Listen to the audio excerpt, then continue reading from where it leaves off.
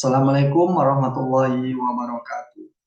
Baik, kali ini kita akan membahas sedikit materi tentang pantun. Baik, mungkin sering kita mendengar, tidak asing dengan pantun, yang dimana setiap orang Melayu akan menggunakan pantun, baik itu acara pernikahan dan acara lainnya. Baik, langsung saja di sini Bapak akan menjelaskan sedikit tentang apa itu pantun.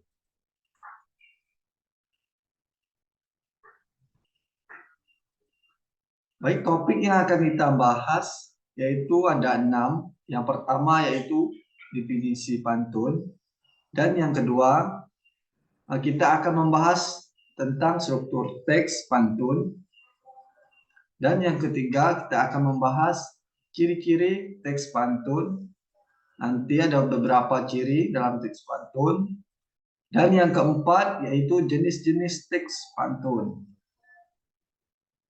Dan yang kelima, kaidah kebahasaan teks pantun. Dan yang terakhir yaitu langkah-langkah membuat teks pantun. Baik, langsung saja yaitu yang pertama, pembahasan pertama yaitu definisi pantun. Yang dimana pantun adalah bentuk puisi tradisional yang berasal dari budaya Melayu. Biasanya terdiri dari 4 baris dengan pola ABAB dan seringkali digunakan untuk menyampaikan pesan atau humor dengan gaya berirama. Nah, dapat kita pahami bahwasanya pantun itu adalah puisi lama, itu tradisional yang dari budaya Melayu yang saya bilang tadi.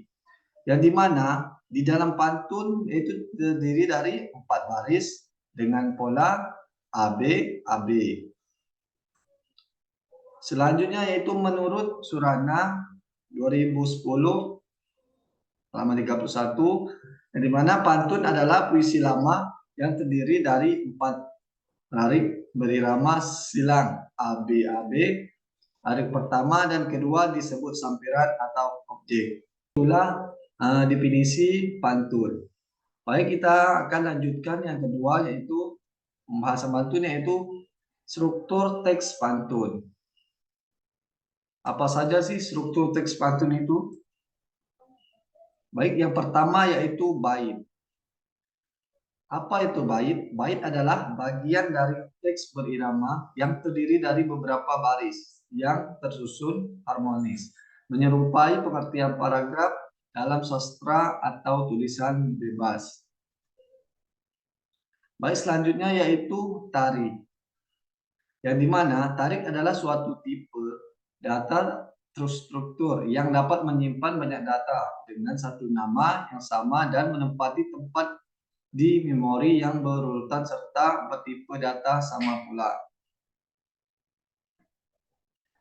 Yang selanjutnya yaitu yang ketiga yaitu rima.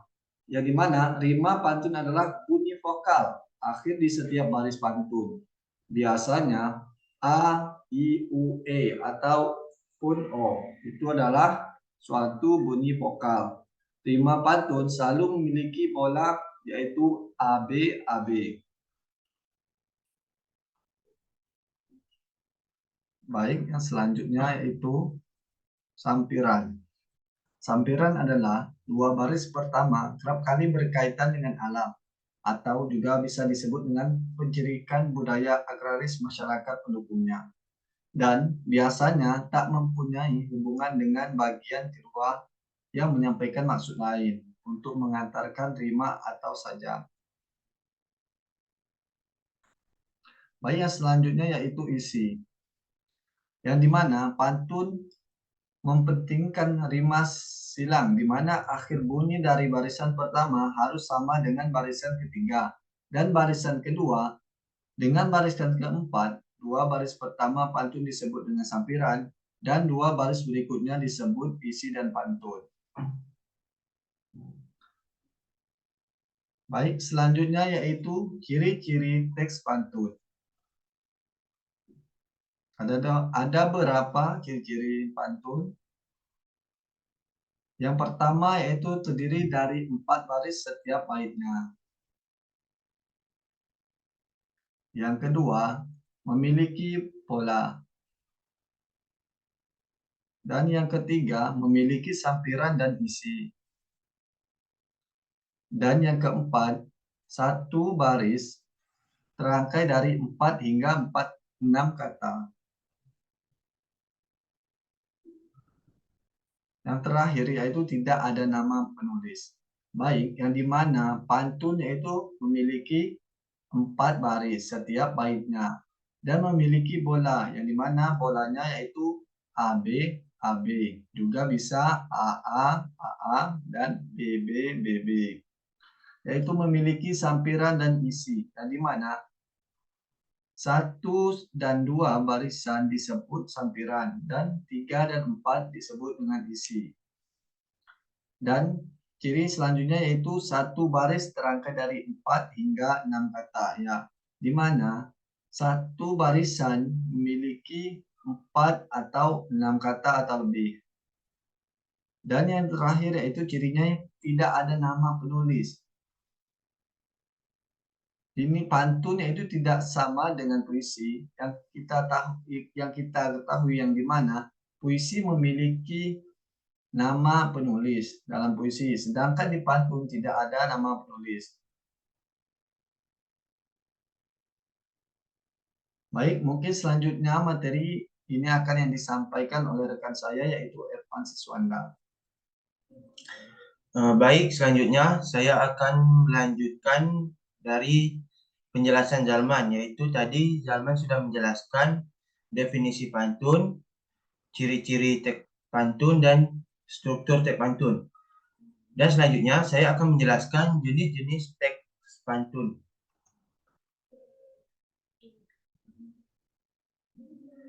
Yang pertama yaitu jenis pantun berdasarkan isi. Yang kedua, jenis pantun berdasarkan bentuk. Dan yang ketiga, jenis pantun berdasarkan siklus kehidupan. Nah, selanjutnya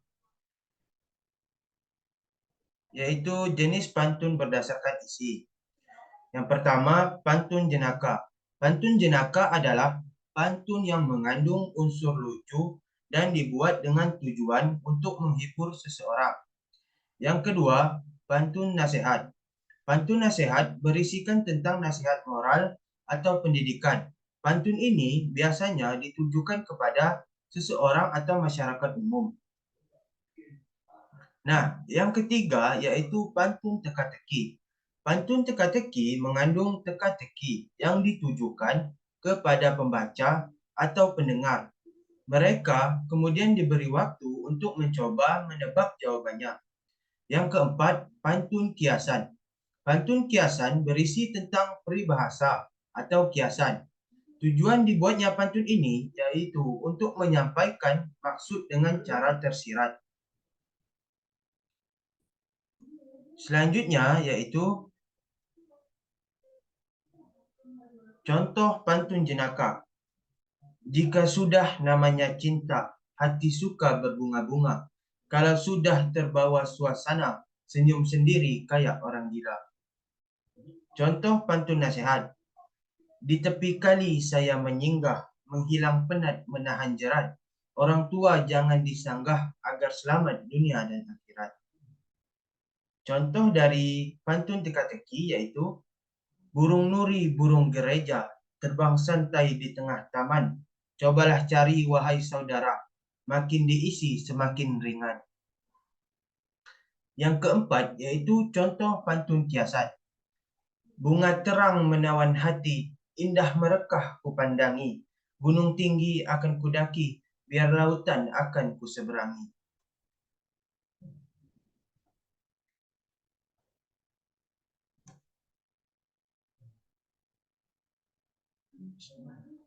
Selanjutnya yang kelima yaitu pantun agama. Pantun agama berisi hal-hal yang berhubungan dengan keagamaan. Contoh pantun agama. Percuma punya cincin berlian, jika dirawat saja tak mau. Percuma punya kekayaan, jika berzakat saja tak mau. Yang keenam, pantun budi. pantun budi berisi tentang kesopanan. Contoh dari pantun budi yaitu, jikalau ada di tanah Minang, sempatkan diri membeli peci. Jikalau lewat di muka orang, janganlah lupa ucap permisi.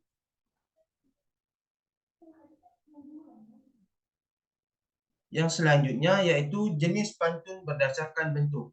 Yang pertama, pantun berkait.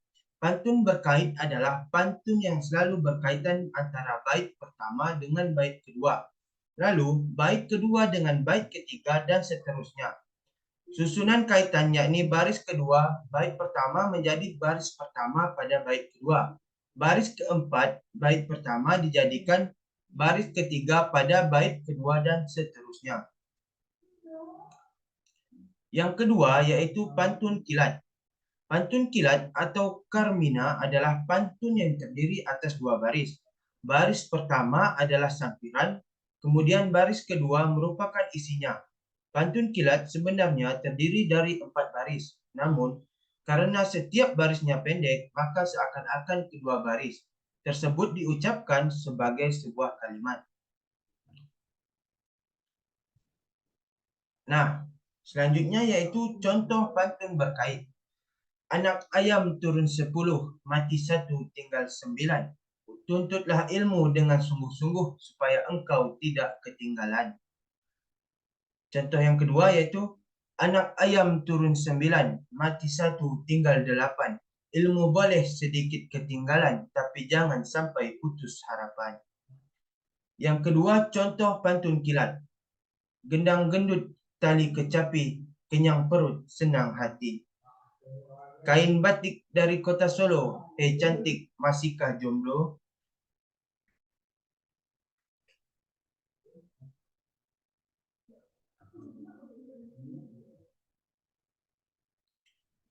Yang selanjutnya, jenis pantun berdasarkan siklus kehidupan.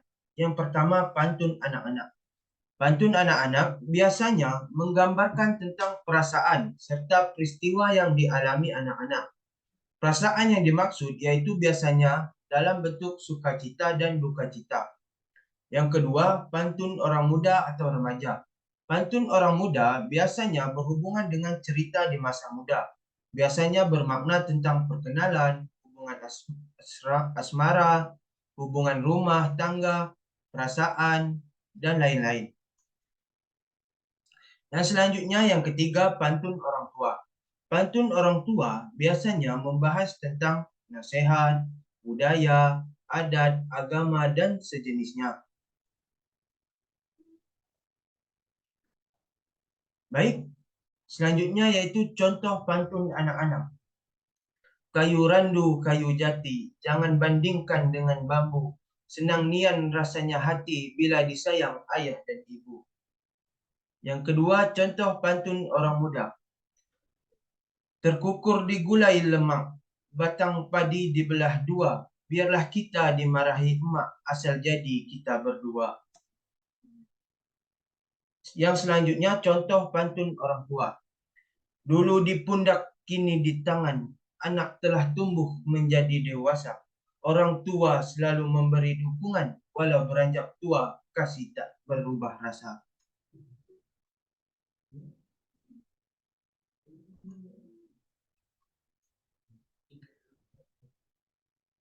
Baik, selanjutnya yaitu kaidah kebahasaan pantun. Yang pertama, bait pertama dan kedua pantun umumnya terdiri dari 4 baris, di mana 2 baris pertama disebut bait pertama dan 2 baris berikutnya disebut bait kedua. Yang kedua yaitu bunyi akhir yang berima. Setiap baris dalam bait pertama berima dengan baris yang sesuai dalam bait kedua. Yang ketiga yaitu bentuk 4488. Pola jumlah suku kata dalam setiap barisnya sering kali mengikuti pola 4488.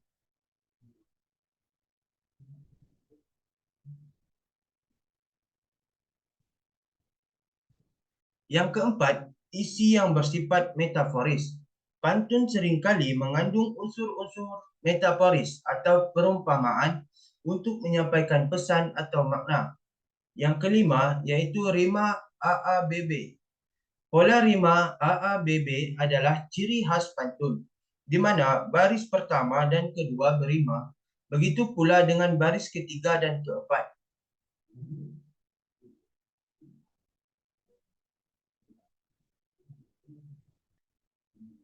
Materi yang selanjutnya iaitu langkah-langkah membuat pantun.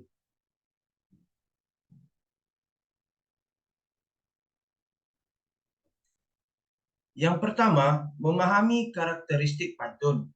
Yang kedua, menentukan tema dari pantun tersebut. Dan yang ketiga, kita menulis isi pantun yang sesuai dengan tema yang telah kita tentukan. Dan yang keempat, menentukan sampiran dalam pantun.